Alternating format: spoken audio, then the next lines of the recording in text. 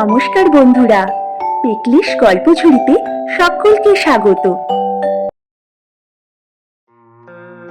একজন ব্যবসায়ী এক শহর থেকে আরেক শহরে ব্যবসার কাজে যাতায়াত করতেন।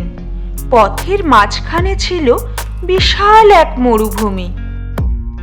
ব্যক্তিটি ভীষণ নেতিবাচক চিন্তাধারার মানুষ ছিলেন।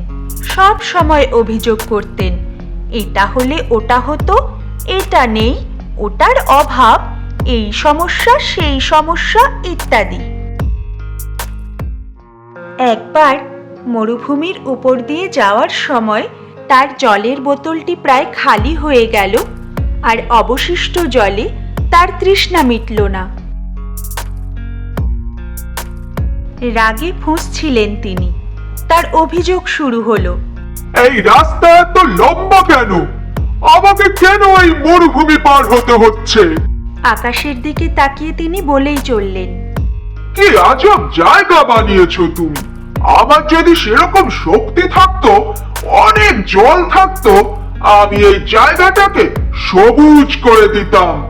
আমি এখানে ফসল ফলাতাম, একটা সম্পূর্ণ ভিন্ন পরিবেশ তৈরি করে দিতাম। আকাশের দিকে তাকিয়ে তিনি এইসব বলছিলেন যেন ঈশ্বরের উত্তরের অপেক্ষা করছিলেন। হঠাৎ আশ্চর্যজনক এক ঘটনা ঘটল। তিনি নিচের দিকে তাকাতেই দেখলেন তার সামনে একটি কুয়ো। এ তো একেবারে অলৌকিক ঘটনা। তিনি ভয় পেয়ে গেলেন। এই মরুভূমিতে তিনি কখনো কুয়ো দেখেননি। কয়েক কদম এগিয়ে কুয়োর কাছে গিয়ে দেখলেন কুয়ো জলে ভরা। কিন্তু তিনি তো অভিযোগকারী মানুষ, নেতিবাচক চিন্তায় ভরা। আবার আকাশের দিকে তাকিয়ে বললেন, হে ঈশ্বর, তুমি আমাকে জল ভরা কুয়ো দিলে, কিন্তু জল আমি তুলবো কে দিয়ে? এই বলে নিচে তাকাতেই আরেক অলৌকিক ঘটনা। কুয়োর পাশেই পড়ে আছে একটি জল তোলার বালতি আর দড়ি। তবুও কিন্তু তিনি অভিযোগ থামালেন না। আবারও আকাশের দিকে তাকিয়েই বললেন, আচ্ছা ঠিক আছে, জল না হলে তুললাম, কিন্তু এই জায়গাটা যে সবুজ করব, তার জন্য জলটা বয়ে নিয়ে যাব কিভাবে? ঠিক তখনই মনে হলো কেউ যেন তাকে পেছন থেকে স্পর্শ করলো। তিনি ঘুরে তাকাতেই দেখলেন একটি উট তার পেছনে দাঁড়িয়ে আছে। তিনি হতবাক। তার মনে হতে লাগলো এ সবকিছু কি সত্যিই ঘটছে? এবার তো কুয়ো, জল, দড়ি, বালতি, এমনকি উটও আছে।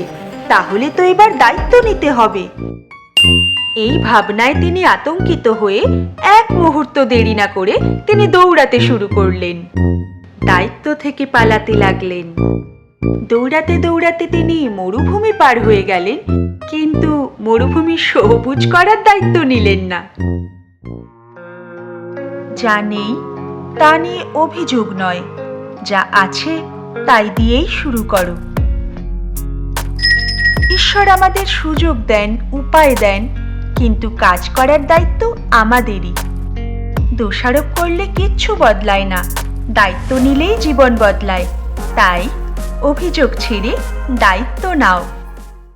গল্পগুলো তোমাদের কেমন লাগছে জানিও কিন্তু। ভালো লাগলে লাইক, কমেন্ট, শেয়ার আর অবশ্যই সাবস্ক্রাইব করো।